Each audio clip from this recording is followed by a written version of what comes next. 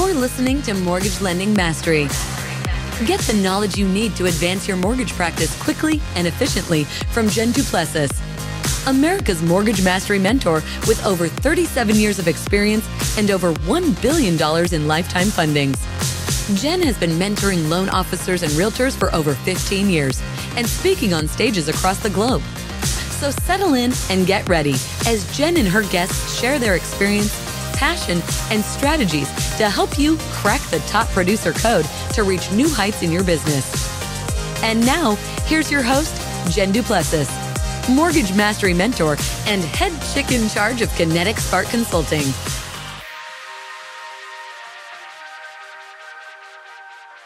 Hi, everyone, and welcome back to this episode. I am so excited today to introduce my guest, Mitchell Levy. And I had the great opportunity of meeting you, Mitchell, at Secret Knock in 2021. And, we just had some lunch together and just kind of hit it off. And I said, hey, you need to be on my show. And here we are. I'm so excited. And little so did cool. It's so cool. little, you can meet somebody and like, hey, we need you. I know, isn't that crazy? Isn't that good? Well, I kind of walk around with my antennas up all the time, looking for great stories and people that can really add a lot of value, which you're going to talk about today, about how we learned about value not being necessarily the right thing. So I'm really excited to learn that. One of the reasons I love doing podcasts is I learn so much, and I'm a life learner. So let me introduce you just real quickly. First of all, Mitchell is a global credibility expert. So we're going to talk about credibility today. He's a two-time TEDx speaker, an international best-selling author of over 60 books. And he has a Credibility Nation membership community, which I think is really cool. Actually, you and I talked about it briefly, and then I forgot about it until I was looking at your bio and said, wait a minute, I don't know if I hopped onto that community or not.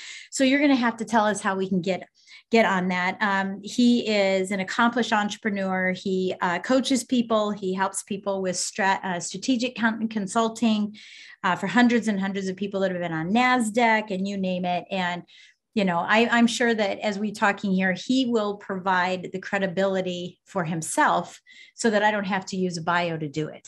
How does that sound? That sounds great. That sounds great. Okay, so let's start with the big question.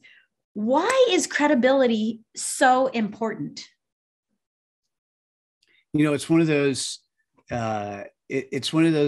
the answer to the Hitchhiker's Guide to the Galaxy is the right answer. It's the answer to life, universe, and everything.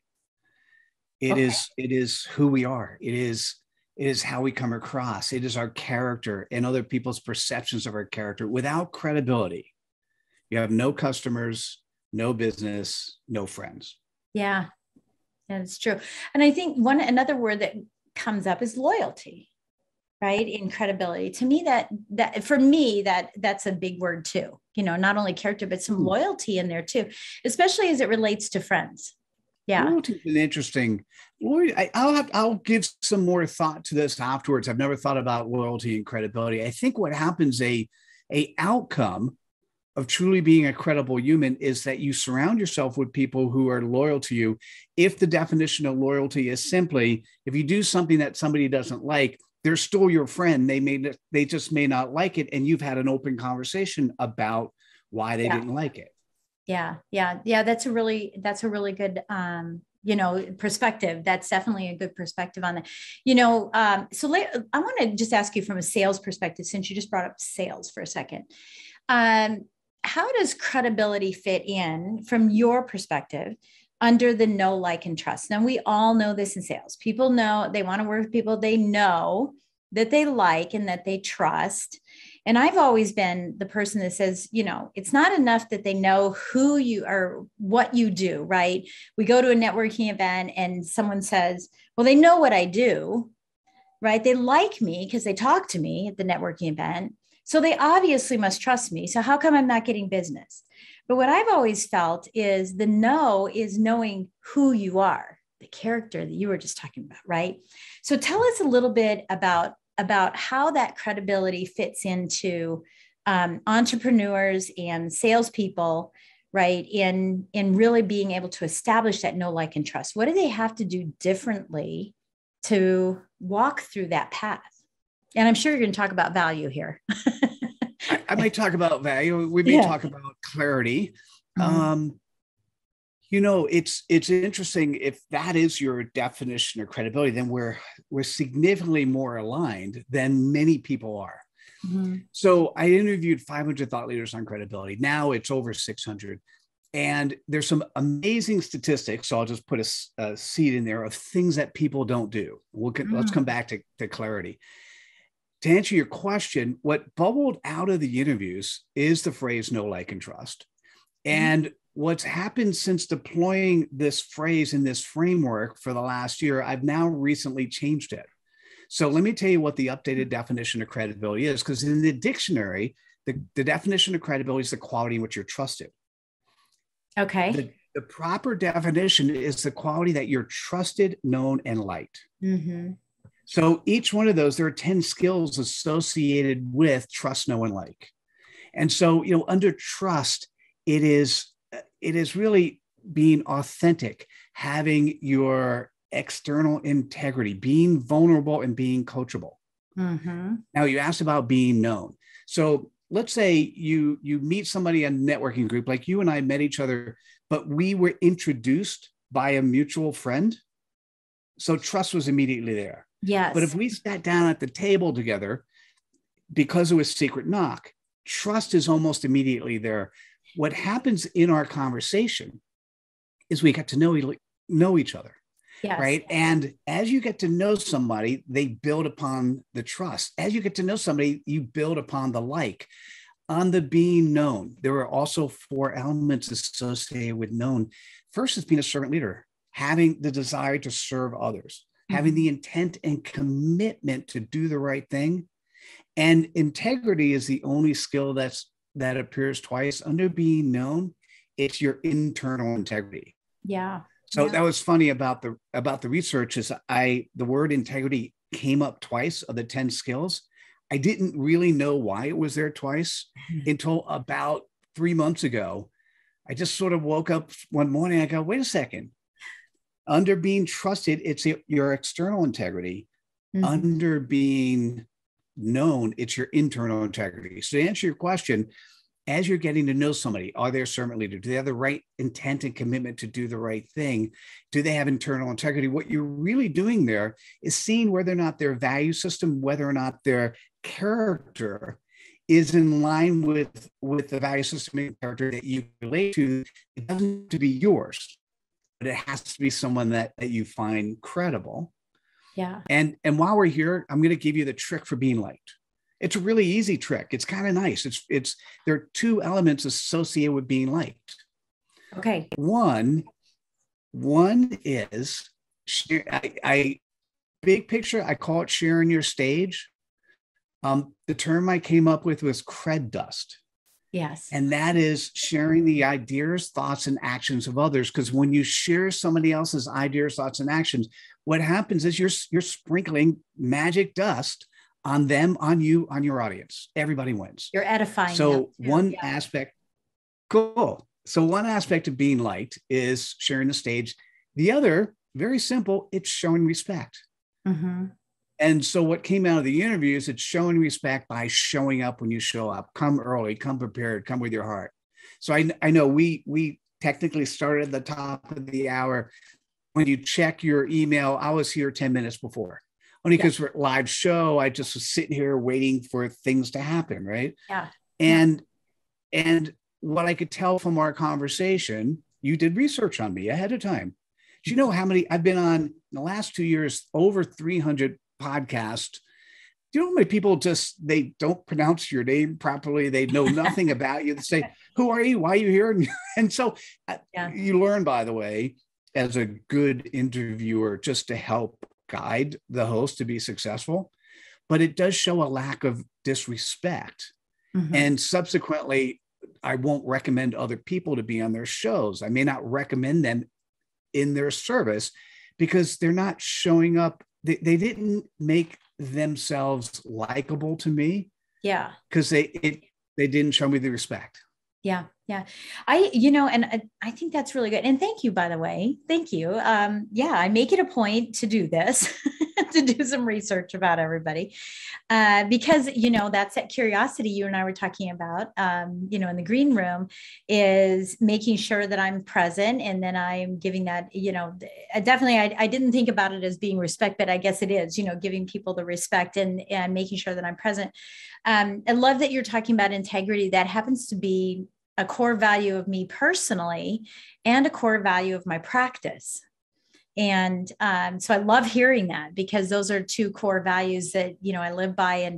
And we talk about it in our family all the time. My daughter will call me and I'll go, "Hey, honey, what's up?" And she'll say, "Integrity, Mom, integrity." And I go, "Oh boy, what happened?" She goes, "You don't want to know what happened. I'm just going to say integrity." So that's nice. Yeah. Well, I was curious about, given that you use that word a lot, what I'm curious about is when I tell people now that integrity really is two components, at least in terms of credibility. It's the external integrity. So it's how people see you externally, but internally, do you cheat on your spouse? Do you cheat on your diet? Do you stay true to yourself? Well, I did during Christmas. I cheated on my diet. Well, I think you get permission during Christmas time, because we all do that. And there's my integrity telling you the truth. Yeah. But I think what's interesting is how many with now open communications, how many politicians, they may have an amazing record externally in terms of integrity, but they felt it was okay to cheat on their spouse. Yeah. Yeah. Right. And that just completely toppled them. And so we need to take into consideration that for humans, there really are two forms of integrity. Yeah. And I totally agree with that. And thank you so much for opening my eyes on it. Hopefully those that are listening, their eyes are being opened on it too. Because, I know people that are speakers and that are coaches and mentors, and, that integrity is on the outside, from a stage, but it's not there behind the scenes. And, and I go, "Oh, I don't know," and that's really a third level, right? There's the public, then there's the community, and then there's the private.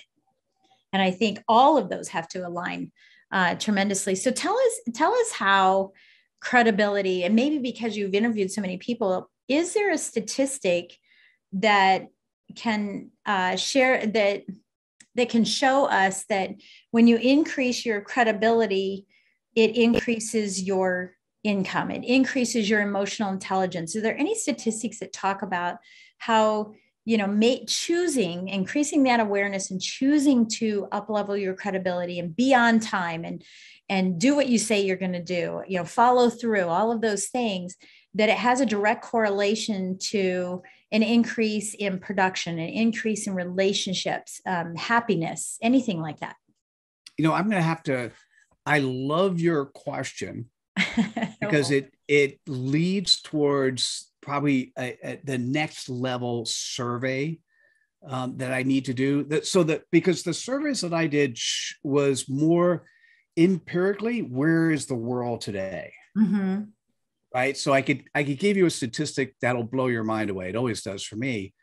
The statistics of what is increased success, I'm going to put that on I'm sure there's stuff out there, but I don't have anything that I could quote off the top of my head. So let me change the topic or the question to, Mitchell, what shocked you from your interviews? There you go. Okay. And what shocked me were two things. One, now I defined coming late, because I was doing a live show, and I still do a live show. So I defined coming late as coming within 3 minutes. Because, if you're a host, you get a little bit of panicked. What ended up happening is not only did 23% of people come within 3 minutes, 4% of now 614 people, 4% came after the hour. Yeah. So just think about this for a second. You're being interviewed by the global credibility expert on your credibility. You think it's credible to come after the hour for a live show. That's kind of a duh. Yeah. Now, Jen, this is the one that really blows me away. 98% of those people I interviewed could not articulate who they served and the pain point they served in 10 words or less. 98% of people cannot articulate. I call it a CPOP, your customer point of pain, but another way to put it, 98% of people cannot articulate their purpose in 10 words or less. Oh, yeah. That's interesting. I think about that in the sales world, right? Whether you're an entrepreneur, whatever you do, in the sales world, if you can't articulate who you're serving, then how can, I always say this too, is like, it's part of my clarity piece in my, what I do, but, is that if you're selling everything to everybody, you're selling nothing to no one, right? And not being clear on what your brand is, what your message is, so that you can attract clients rather than chase them. And it's amazing. I remember at a BNI meeting several years ago, the chiropractor got up and said, "I'm looking for anyone who has a back." Right. And we all went, well, that helps. For sure. Right. Ha ha. Because it wasn't definitive enough. We all have multitudes of things that we do, but we have specialties that we have. He's a chiropractor. Of course, we know that's what he does, but he also has doTERRA oils, and he also does a nutrition class, and he also does, a vibration machine, to help you with bone density, and some kind of weird stretching machine. And he does all this stuff. And I don't know what course to go down, and I think that reduces his credibility because I don't understand what he does. And therefore he can't be the influencer that he is intending to be. And so while he'll crack a joke, and that's no pun intended, he'll crack a joke and say, "I'm just looking." I think there was a pun intended there. Right. Well, he'll say, "I'm just looking for anybody with a back." And actually I turned off and said, "Well, that's too many people. Be more specific." So help us with that. Help us with that piece when you're saying, okay, 10 words or less. Do you have a formula? Do you have a formula? I have a formula. Happy to share. There we go. Excellent. So we don't have that same issue. Yeah, no, it's really fascinating.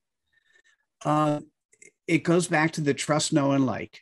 Mm-hmm. So let's say you stand up at a BNI meeting, or you stand up at a place where nobody knows you. Yeah. And you get 15 seconds. Mm-hmm. You want to capture their intention in the first 1 to 3 seconds. Yeah. In the first 1 to 3 seconds. And by the way, here's important. Don't use the word I or we. Yes. Right. Because when you start off now I'm going to call it a CPOP, it stands for either customer point of pain, customer point of pleasure, customer point of purpose. The CPOP is 10 words or less. It starts off with who you serve. Now you want to make it somewhere between 1 to 2 words, maybe 3. But many people say speakers, authors, coaches, consultants. Well, you're already over 10 words, right? And you're once again, all things to all people. And then the second part of it typically is, what is the primary pain point you address? Mm-hmm. Now, it could be, for some people, it could be aspirational. So I'm going to give you, I have a really big overarching. My big overarching is humans that want to be seen as credible. Mm-hmm. That's more of a pain point and aspirational point. I have 2 issues with that. It's really broad. That means billions of people need to be affected. Right. And 2, that the definition of credibility, people don't quite understand. Right. So I have a working one I use now, right? My working one is 4 words long. Businesses that feel invisible. Ooh, yeah. And want to become invincible. Well, I'm going to stop at, so I love that, by the way. I'm going to stop at, because you want the ooh. Yeah. Right? You think of when you articulate a CPOP, you're presenting a playground that you planned. Yeah. Now, Jen, we didn't have this when at Secret Knock, because we didn't have enough time. And I'm not sure if I had articulated my current CPOP as is. You can be, if you're hearing that, you're one of 3 people. Right? You're either ooh, wait, that's me. I might want to play in that playground. In which case you're going to say, tell me more. Tell me more. It could be, oh, I know people. As a matter of fact, we have such correlation or intersection of clients we work with. Right. I know people I want to recommend to you. Once again, tell me more. Or you don't give a shit. Right. Now, it doesn't mean you don't care about me. It just means you don't care about that playground. Yeah. Not my pain, not my pleasure. Yeah. So if you could say in 1 second or 2 seconds, something like businesses that feel invisible, the next obvious question that you're going to say is tell me more. And then I'll answer the tell me more. That is the tell me more might be your standard value proposition. Yeah. The tell me more is what you're doing is you're getting permission to then talk for another minute. Right. About actually, how you serve, right? The continuing. Yeah. And actually, let me share mine, because you've already heard, for those that are listening, you've already heard it. So let me say, somebody says to me, Mitchell, tell me more. What I'll say is, there's typically 2 different reasons why businesses feel invisible. One, they're playing in the wrong playground. All their clients are on LinkedIn, and some marketing expert gave them a cookie cutter approach, and they're playing on TikTok, even though none of their clients are there. Right. Now, let me give you the second one. Having interviewed over 500 thought leaders on credibility, 98% cannot articulate their purpose. So even those thought leaders I interviewed who are well-known, they too are invisible. Yeah. Yeah. Right. And then if there's an interest there, I then will say, well, what do I do? And I've got a series of programs that help address that. But what I want to be able to do is each step along the way, build a little bit more credibility, because I've been so incredibly clear on who it is that we serve.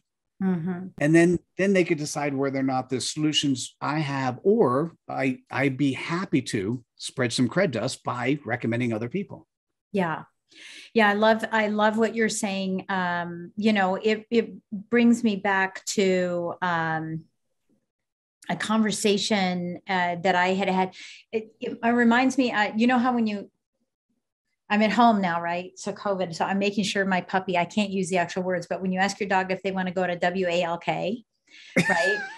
If I do, we're going to have problems here in a minute. If you say that out loud. Yeah, no, don't use the word. Okay.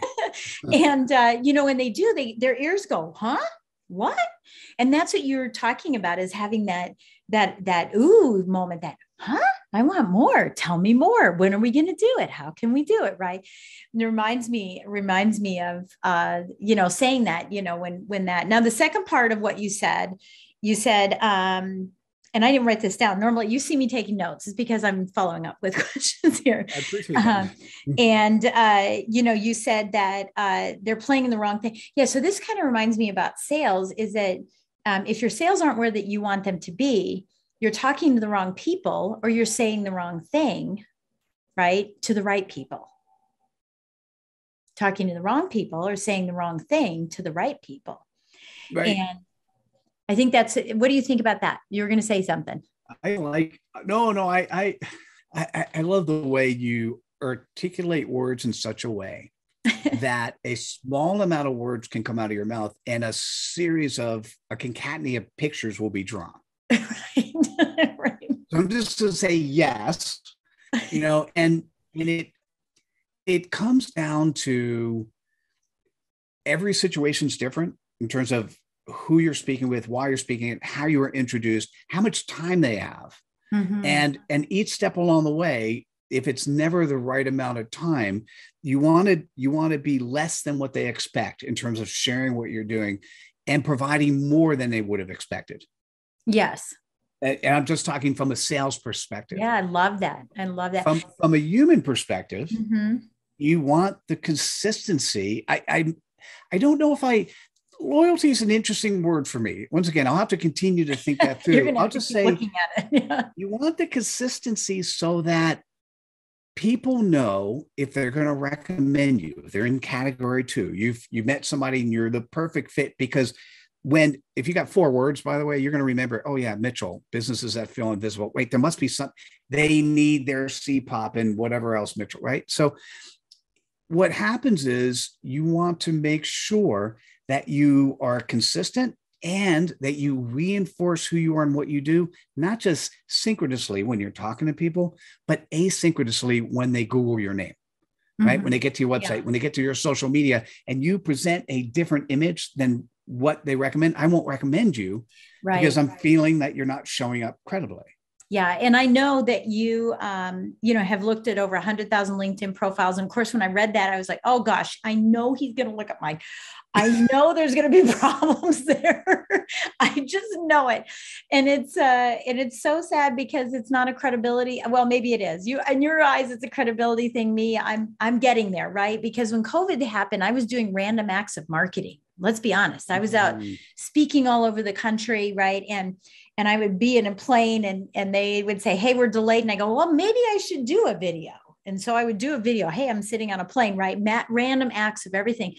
And so I always say I got caught with my panties down, when COVID came, because I said, oh, well, now I have to focus on all this. So it's getting there. It's taking time, but I'm working on it. I am working on it.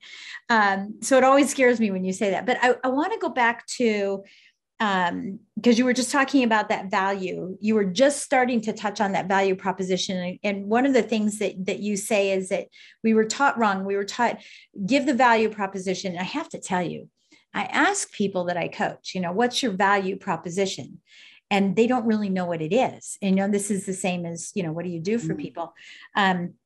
Or they'll say to me, I want to provide value to people. And I go, okay, well, that's good. What is it that you want? What is this value you want to provide? Well, I don't know what it is. I just want to provide value. So let's talk about this. So where do we go wrong in this value proposition? Do we introduce it too soon? Do we introduce it too late? Should we not even be thinking about value? Guide us through here so that we can make the biggest impact on people so that they are chirping up and saying, ooh, aside from just words, and maybe we need to back it up with value, but can you talk to us about that? It's what I'll say, and to me, the opposite of credible, I just label as dubious. Dubious is not necessarily a bad thing. It's not necessarily malevolent or mischievous or anything that is purposely bad at other people. However, it may not be right. What often happens, what many people teach, is they observe what's happening in the marketplace, and then they say, oh, by the way, I did this, so I observed these other things with other people, and now you need to do this too. Like Clubhouse is the best thing, so you got to go there. Right. YouTube, you could make a ton of money on YouTube. So what happens is we keep teaching dubious activity and propagating it where it may not make sense to the person you're interacting with. Mm-hmm. So when somebody says what you do, and they ask you what you do, most of the time, they don't care what you do. What they care about is what you can do for them or somebody they know in their network. Mm-hmm. So we've been taught that, and a typical value proposition is, I or we work with this class of customer to deliver this type of service in this way. So that's a standard value proposition. Oh, right. Sorry. Thank you for so that they can. I often forget that. Yeah. So they can deliver this sort of value. Right. Thank you. Right. Appreciate being led by the guide dog. So what happens though, and this really came out of the interviews. When you say to somebody what you do, if the first words out of your mouth is I or we, there's a class of people who, just like there are ad blockers on websites, there's a class of people who are salespeople blockers. And when you start I or we, they're thinking a sales pitch is coming, because a lot of value propositions are really disguised sales pitches. Right. And so they turn off. So what happens, you don't start with your value proposition, but you need to know what it is. And what you start with is, and we mentioned this slightly, and I just want to say, you start with what's the playground you play in. Mm-hmm. So if somebody says what you do, and you know you're a CPOP, what happens is you can't just start with, for me, I can't just start with businesses that feel invisible. That does it. And so what typically happens, some people might go, right. There's some, well, I work with, or I work with, or I serve business that feel. So you don't want to say that either. Okay. Because it once again, you're doing the I or the we. Mm-hmm. And so what I found is saying the following phrase in front of your CPOP, and that is, clients that are typically attracted to me. And then you do a 1 second pause. So clients that are typically attracted to me, businesses that feel invisible. Gotcha. Because you get the same impact. Yeah. And then when you're looking at the person, they're either going to say something or they're going to physically, like the first time I said that to you, you're like, ooh, you know, that's the permission that I then give you my value proposition. Yeah. I absolutely love that, because I am all about client attraction and not chasing. Right. And it serves my, what I speak about in my coaching and my speaking, and everything that I serve is giving myself more time, and the 5 C's that you and I were talking about in the green room is, all about client attraction, so that I have the ability to have this beautiful life that I want, and I'm not married to and tied to my business. And I absolutely love that, because for me, it's awesome, because when you said it automatically made me go to thinking clients that are attracted to you. I need to start thinking about how can that happen in a millisecond? I don't know, but I immediately started going, oh, well, who are the clients that I could pull in that would be attracted to you? I did not see that as clients that were typically that are typically attracted to me as something that you were even telling me.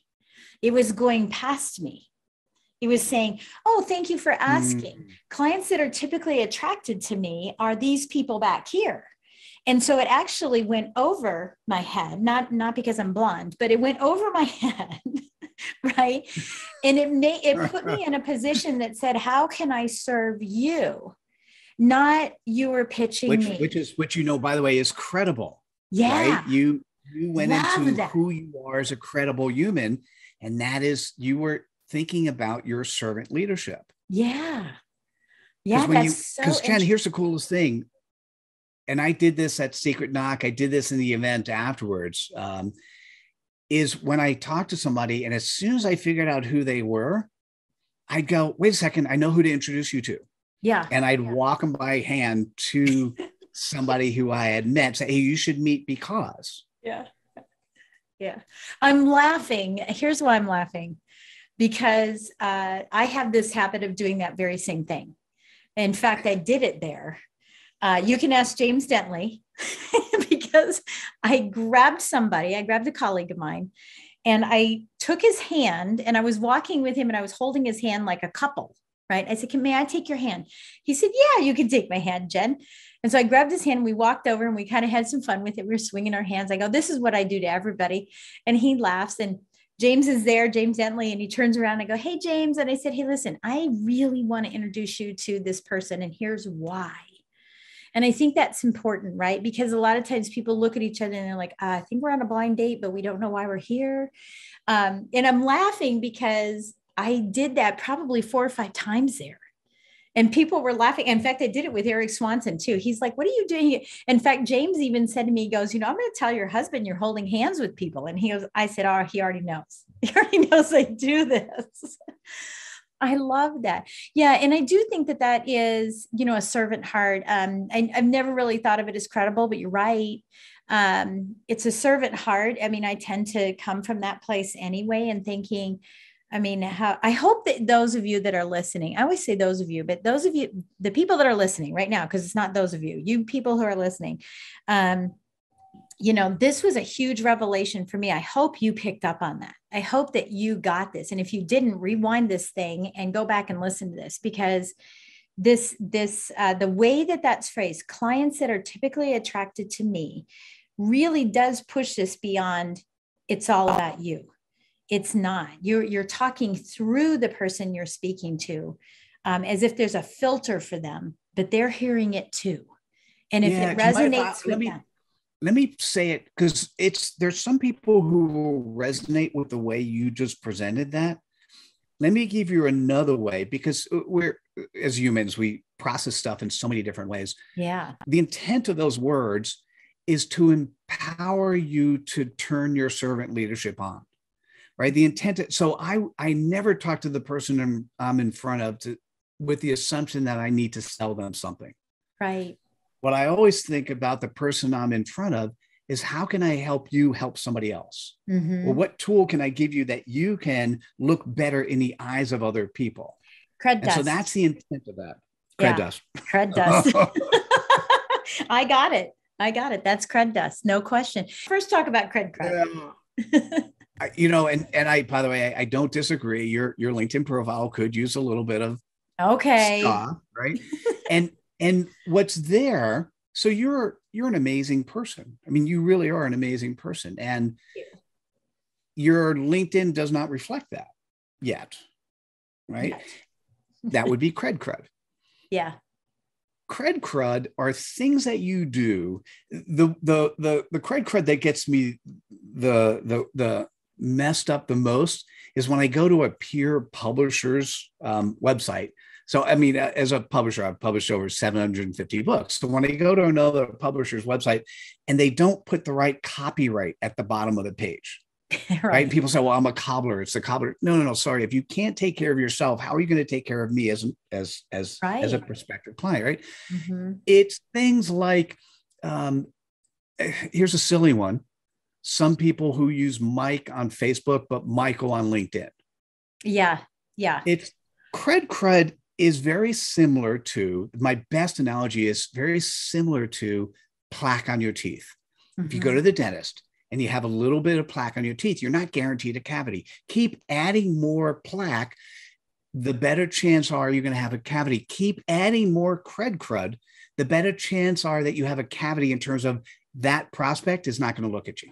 Yeah, very good. I love that. I love that visual aid. And so here's my next question as we just kind of wrap up our time together. But my next question is there a scalability in credibility? And here's why I'm asking that question, because I just don't feel like it's black and white. I feel that we are human. We do make mistakes. We do have areas that we're not quite perfect in, like my LinkedIn, right? We're just not, and now everybody's going to go look at my LinkedIn, but thank you very much. Connect with me anyway. But, love that. Maybe there's a good thing in that cred for a second, there might be, because everyone's going to go, oh gosh, let's go look at Jen. But is there a scalability in this, where, look, they're not really the level that and you and I've talked about what I do with people is, do they complement or complicate? That doesn't mean, someone could sort of complicate me a little bit, but it's not such a nuisance that whenever I see their name, I'm like, oh gosh, here we go. Right. So there's got to be some kind of scalability. Is there some kind of advice you could give us that helps us gauge the people that we are engaged with to say, that level of credibility is just never, ever going to get there versus they're working on it. I can give them some grace. I can maybe support them. Is there anything, or what we could be looking at it ourselves in the mirror? Well, it's a great question. And I'll answer it. Let me do my best at answering it. You're using the word credibility as a single word, in a single dimension. Right. And credibility is 10 skills. Yeah. Right. And so I'll give you a real classic example. So many people say, hey, Mitchell, why'd you focus on credibility? Why do you focus on authenticity or integrity? That's more important.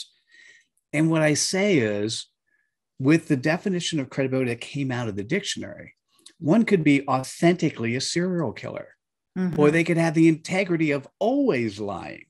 Mm. So what's interesting under the categories of being known is the intent and commitment to do the right thing. Mm-hmm. Now, the right thing is the right thing by you, right? And so what's interesting is, of the 10 skills, there may be some things that person doesn't do well. Like I don't know if there's anyone who's in all 10, right? And we do, by the way, we just are releasing a credibility culture assessment. Good. And so good. I was going to ask you if you had one. I was going to say, where are these 10 things listed? Let's get them. Yeah. Okay. Go. And I know we'll talk about that. Yeah. Check out the TED Talk or check out my book, Credibility Nation. But all of those are readily available. What's interesting is if there's there may be some things that are not as powerful or not as robust. Like, let's say they're great everywhere, but they're just not really vulnerable because that's not how they were taught. Mm-hmm. Well, now that's something you could look at that's potentially a trainable skill. That basically means they could be more vulnerable. They recognize that if they say, for instance, like you did, I don't know if my LinkedIn profile is great, go take a look and let me know. That's getting people to your LinkedIn, and they're going to tell you, they might say, Mitchell's full of doo-doo. It's a great LinkedIn profile. Or they might go, I'd recommend doing the following. Or there's a spelling error, Jen. Yeah. Yeah, the spelling. I noticed I had a flyer that had the word ghost written as a ghostwriter, had the word ghost written spelled incorrectly. I'm like, that's not credible. That's a lot of credit. So I just fixed it. And I think I think vulnerability is one of those things that there's so many things that are important. Vulnerability, and more importantly, coachability. Yeah. And this is probably what you said at the beginning of this conversation is you're a lifelong learner and you want to continually grow and do more things. That's being coachable. Mm-hmm. You want to work with people who are coachable, not that you want to coach them, but that when they interact with you or your clients, or they learn the next best thing, that they're actually going to listen, learn, and apply that to you. And that makes it, so I guess the answer to your question, it's variable based on which of the 10 skills, they need to work on. Yeah. And I think maybe even what you need, I mean, for example, if someone is in a business that they don't really, it doesn't really matter that person's vulnerable, as long as they're credible in other areas. It could be just their type of business, then that works for them. So I think it sounds like it's weighted, right? It's a weighted average. It's a weighted average based on what your credibility temperature is, or thermometer is, and then based on how you're going to interact with that person. And I think that credibility in one area, for example, like in a funnel builder, building a funnel, the credibility has to be there. You need to communicate with me. I need to know what's going on, and if that's not there, it's not going to work, because I need to make changes quickly, right? But I may be able to be a little more loose in another area with credibility that doesn't have so much of an impact on that credibility for myself. It's not an outward credibility or the integrity, right? It's not affecting my internal integrity. It's affecting my external integrity. So I may have more weight given to that. So I can't wait till you all come out with the assessment. I cannot wait. Yeah, so we have an assessment. So I'll just say to you, for those that are listening, I'll say for you who is listening, if you're going to be stuck on that now. Yeah, I am. If you're curious, reach out. I'll send you the assessment directly. Particularly, I've got only one company that's done it so far. And so I'm looking for 2, 3, 4 different examples, because exactly what you said, Jen, is what's relevant for one company is going to be maybe significantly different for another. Yeah. And what I have to say is it needs to go back to the CPOP of the company, mm-hmm. to be able to determine whether or not the working parts, the employees of the company, are actually not echoes, but actually are good reflections of the CPOP of the company, right? And so I need 2 or 3 at least examples of companies who are going to be really transparent and open, and I'm happy to do that. And there we probably, I shouldn't say this, we probably wouldn't charge, because we're in experimentation stage and learning. Yeah. So if you're interested, reach out. Ooh, nice. Yeah. Look at that, guys. They'll even help you. That's awesome. All right. So we'll have lots and lots of links. I know you have lots of links that you provided me for, just different listening to, and your TED Talk and your book and all that. I cannot wait to get a copy of your book.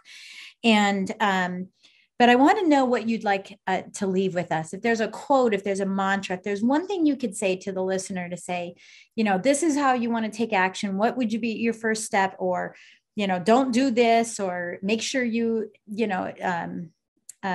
deploy that. It's up to you. What do you want to leave us with? I'm going to leave with and I'll share a gift as well, which I'll put in the chat, and I'll say it out loud. What's appropriate is for you to really if 98% of the world cannot articulate their purpose, you should say to yourself, oh my God, what's mine? Mm-hmm. And you should do it in such a way where it's just so easy, 10 words or less. Right. And what happens is it just makes it so much easier for those who are around you to share you, right? Because, and it's easy for you. What happens with all this opportunity coming your way, it's a compass that helps guide you.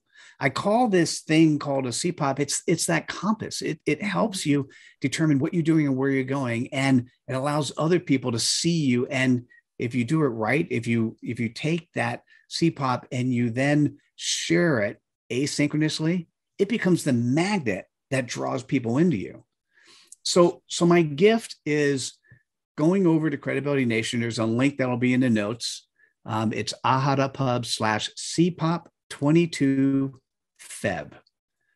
And I will say it again, aha.pub, aha.pub/CPOP, CPOP22 FEB.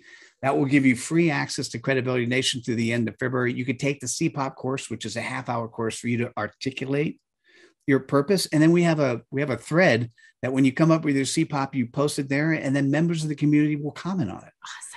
Awesome. So it's a very cool way for you to see what other people are saying about something that you can articulate in 1 to 3 seconds.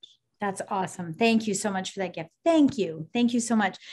So you mentioned Credibility Nation. Let's talk about that. How do people get involved in Credibility Nation community? It's credibilitynation.com. Okay. Feel free to take advantage of the gift. If you are someone who feels like you want to collect a group of people inside of Credibility Nation because there's an area that you focus on, that you want to be credible and you solve a problem, I am looking for village leaders. I'm looking for people who want to run. Think of it as opposed to private Facebook groups where we have all these issues associated with Facebook, having the same thing in Credibility Nation where you're actually running a village. So it could be an entire company, or it could be a particular focus, like not too dissimilar to what you do, Jen. Mm-hmm. And having a community where you get to learn fundamentally about all the mechanics of what is credible, what are the 10 skill sets, all of that. And then you also have a guide. So I'm looking for the village leaders to be the guide of what does it mean in your particular world? Yeah. And so we have 50 village leaders, and I'm always looking for people who I could actually, at the moment, I'm actually dubbing them credible because the number is still small, but at some point in time, we'll come up with ways to criteria. Yeah. Okay. Awesome. Okay. Do you want to leave us with a quote? The best thing I could share with you is simply credibility is a journey. It's not a destination. Yes, that's true. That goes back to my question. Thank you. And I'm on that journey. I'm on that journey on LinkedIn. I'll just keep bringing that back up again. I'm sure I'm on that journey in a lot of different areas, but I know that I'm on the journey. As am I. Yeah. Well, it has been an absolute pleasure. Thank you so much, Mitchell. I really appreciate you coming on the show. And I cannot wait to see you again. I hope I'll see you at Secret Knock in March. I think that's when it is.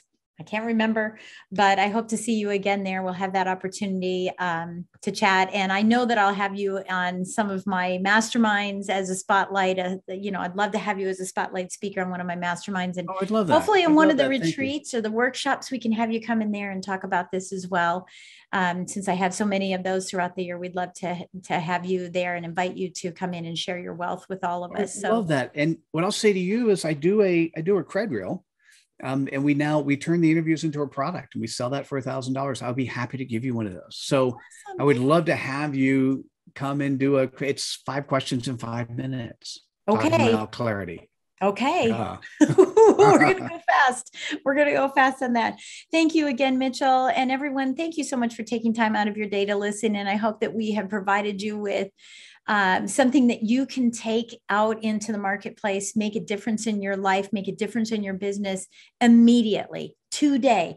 As I've always said, when you plan to listen to this podcast, plan to block off at least a half an hour on the backside so that you can implement this to make a difference in your business, in your life, and not make this just simply Netflix if you're watching, or simply a podcast if you're listening, but really have something that will change your life. So thank you again for being on the show with me, Mitchell. And thanks again to everyone for listening in, and we'll catch you next time.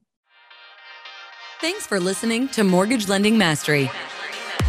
Be sure to subscribe to hear more sales tips, ideas, strategies, and tactics to help you with your personal and professional growth to multiply your results in record time.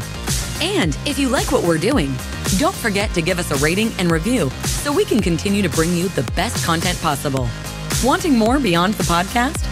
Join our Mortgage Lending Mastery membership community, where you will find extended interviews with our favorite guests, weekly training, tips, and insider secrets, fireside chats with Jen, free content, meet, share, and collaborate with other members, and so much more. Click the link in the show notes to learn more about this exclusive content. Mortgage Lending Mastery is an Industry Syndicate charter podcast. Industry Syndicate is the first podcast network specifically for the mortgage and real estate industries. Get the Industry Syndicate app in the App Store or Google Play today.